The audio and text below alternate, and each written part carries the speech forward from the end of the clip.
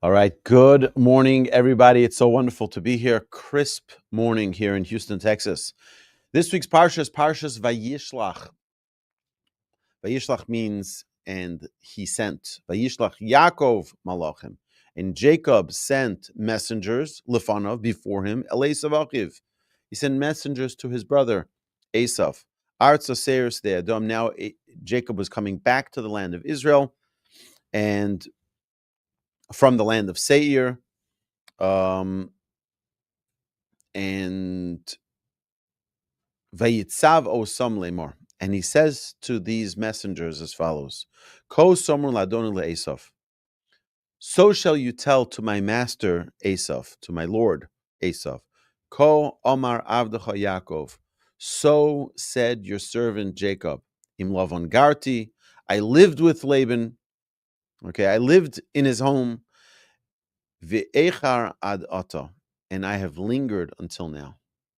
Okay, so we know the Torah doesn't just tell us stories. The Torah doesn't just tell us tales of what happened. What is the Torah saying here? And why is it important for us to know? Number one, that he sent angels. What is he dealing with angels? Why is Jacob dealing with angels? I'm sending you guys, but I'm sending you guys with angels. Angels are going to protect you because they were afraid of Esav. Esav was a mighty guy. And they were like, I don't think it's a good idea for us to go to Esav. He said, it's okay, I'm sending angels with you. Listen to what Rashi says. Malachim Amish, he actually sent angels. He actual angels. Now, if you look in the Medrash says that we see that our patriarchs dealt with angels a lot. We know that Abraham had 3 angels that came right after he circumcised himself. He was sitting in the tent, and 3 angels came around.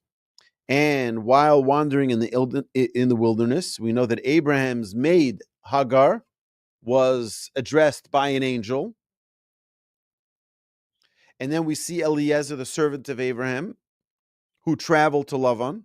He was accompanied by angels. Yaakov himself was involved with angels. He was protected by angels. And when Yosef was sent by his father to go find his brothers, he met up with angels. So we see that our sages were dealing with angels, our patriarchs, our matriarchs. Angels was a common thing. But then Yaakov says something very, very amazing. Yaakov says, Im Lavan garti, he's giving guidance to these messengers. And he's telling them, guys, first respect, okay? Call him my master. Don't call him by his name. My master, the master of Jacob, give him respect. And what he's trying to say here is that I got a blessing from our dad. That's what Jacob is conveying. I got a message. I got a blessing. And the blessing didn't really work out. It didn't really pan out. Because look, I've been a servant by Laban for so many years.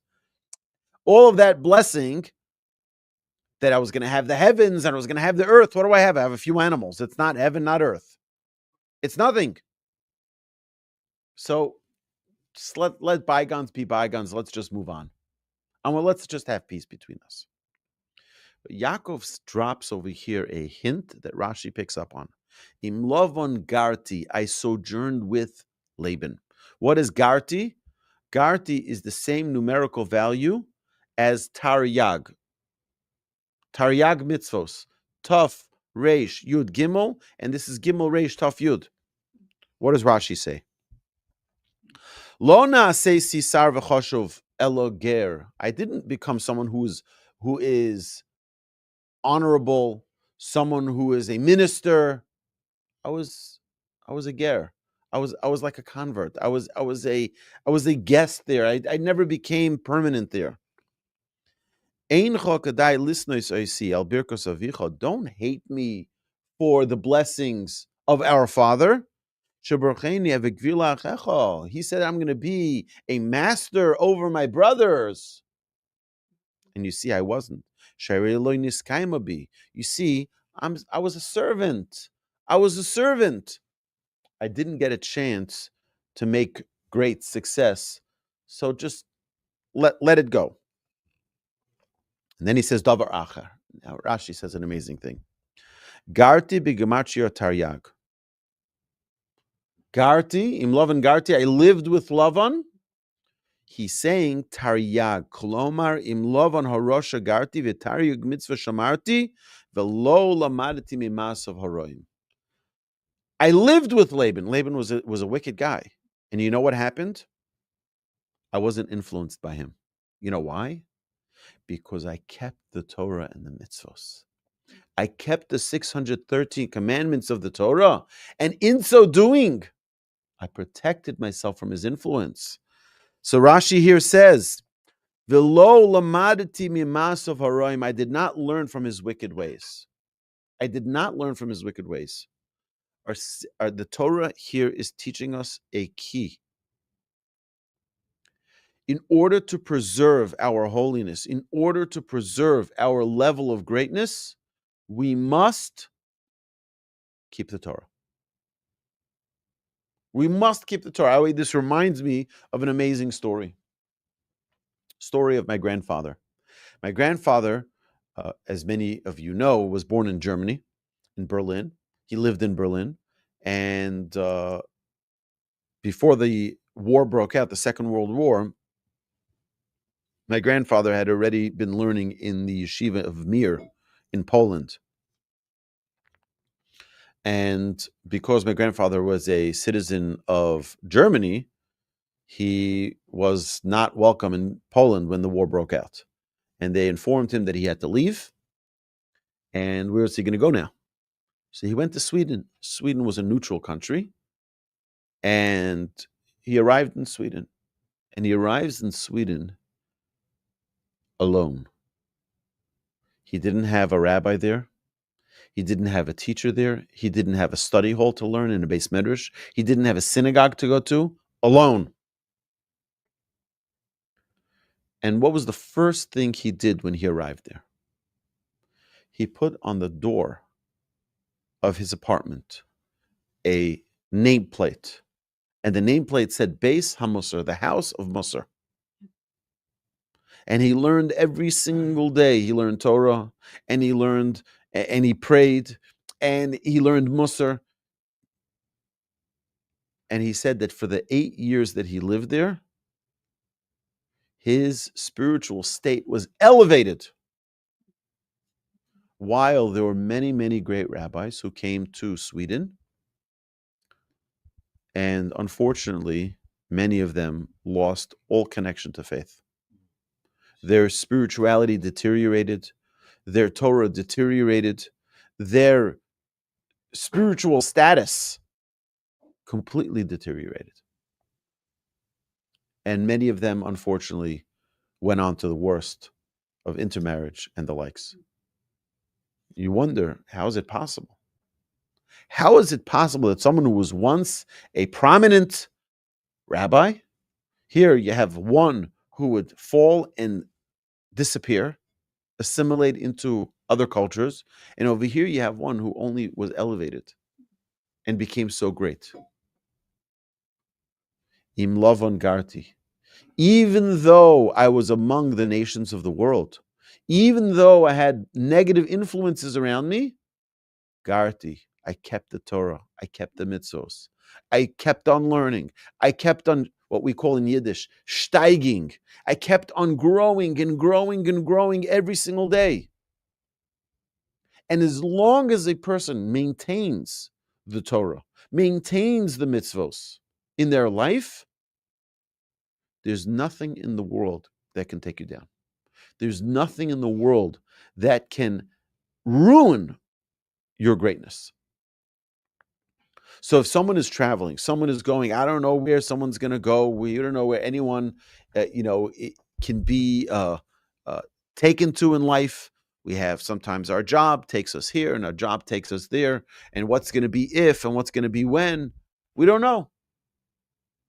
But if a person is firm in his Torah study, if a person is committed and dedicated every single day not to miss a day of Torah study, it preserves us. The Torah protects us. The Torah preserves us. We know We've mentioned this idea before. It says about the Torah that it's mesukim midvash v'nofes tzufim. The Torah is sweet like honey and it's comb. What does that mean that the Torah is sweet like honey? What ingredients, what is in honey? What properties are in honey that compares it to the Torah? So our sages explain from a halacha. The halacha says that if one puts something which is an avail or something which is not kosher into honey for an extended period of time, you can later take it out. I'm talking extended period of time, 6 months or so, even more. You can take it out and you can eat it. Huh?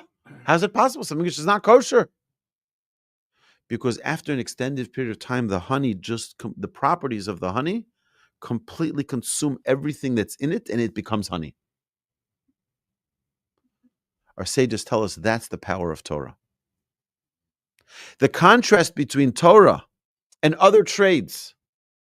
Someone goes to law school, but they have a really bad temper. You know what happens? They leave law school as a bad-tempered lawyer. Someone who goes to medical school, who's very jealous, when he leaves medical school, he's a jealous doctor. Nothing changes. Your traits stay the same. You may have more knowledge, but it doesn't transform who you are. But when someone comes to learn Torah, they become a new person. All of their blemishes are repaired.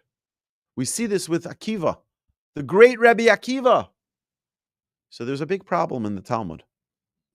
Because Akiva's father-in-law, Rachel's father, when she told him, I'm going to marry Akiva, he says, don't marry that guy, that lowlife, that shepherd. You're going to marry him? He doesn't know how to read. You're marrying him.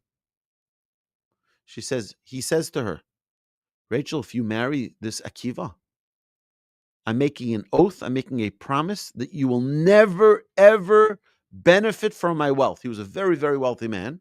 You will not benefit from my wealth. You will not enjoy from my possessions. You're not going to get any of it. And what happens 24 years later? The great Rabbi Akiva appears, and the father makes a big feast. Rachel's father makes a big feast. How is it possible, the Talmud asks, how is it possible that he is able to enjoy from his father-in-law's feast when he made an oath without removing that oath? The Talmud in Gittin tells us an amazing thing. Ki derech ha'adam sheholech lilmod nase adam gadol. The way it works when you go to learn Torah, you become a great person. You become a different person. You become a transformed person. So it is impossible for someone to study Torah and to just stay at a neutral state. Life is an escalator that's going down. You have to turn around and go against that going down escalator, and slowly you start climbing. That's life. A person who doesn't maintain their Torah study is on that escalator, and it's going to decline before you know it, they're at the bottom. But what do we need to do? We have to work against it. How do we work against it? That's the study of Torah. The study of Torah doesn't only preserve who we are, it makes us great. It changes, it transforms who we are. This is the essence of Torah. The gift of Torah is not to just be. The gift of Torah is to transform, to elevate, and to protect. When someone is busy learning Torah, they cannot fall. Yeah, you're going to have, like the Torah teaches us, Sheva yipol tzaddik v'kam. A righteous will fall 7 times. The righteous will fall. But that means that you're going to try to overcome, for example, we're talking about traits. You're going to try to overcome anger. So you know what? You'll fall once or twice, or 3, or 4, or 7 times, 10 times. The natural state of someone who's growing is you're going to fall. You're not going to prevail 100% of the time. But if you keep on getting up, vikam, you're going to get up again. Then you'll become a great righteous person. Because we don't give up. We're going to keep on trying. We're going to keep on trying. We're going to keep on trying. But when we have the Torah at our tailwind, the Torah is going to help us. The Torah is going to protect us and defend us. And it's going to preserve our greatness and add to it. And this is what Yaakov was hinting here to us. Yaakov was hinting to us. Yes, he was in the house of Laban. He's saying to us, my dear children, remember, you're going to be in a place as far as Houston. You're going to be in a place that may not have the Torah like you have in Jerusalem, where at every street corner you have a synagogue, where at every street corner you have a study hall, where every place you go you can see a rabbi, you can get a blessing. You're going to be far away. You're going to be 8,000 miles away. You may not be able to feel that same uplifted spiritual closeness to Hashem like you do in other places. But you know what you have? You have the ability to study Torah. And when you study Torah, what happens? You become greater. You become elevated. And not only that, we see from Abraham that when someone is elevated, everything around them becomes elevated. The whole land that Abraham acquired became elevated. He bought it from a lowlife who changed his mind multiple times. No, take it as a gift. No, give me $400,000. No, kept on changing. Abraham acquires it at an exorbitant price. And what does it say? Vayakom stay Ephraim. The field was elevated. Why was it elevated? Because it now was purchased by someone who was at an elevated state. Sages teach us that Abraham, although he did not yet, the Jewish people had not yet received the Torah. So how did Abraham observe the Torah? Because he connected with God. What is the Torah? What is the essence of Torah? The essence of Torah is connecting to Hashem.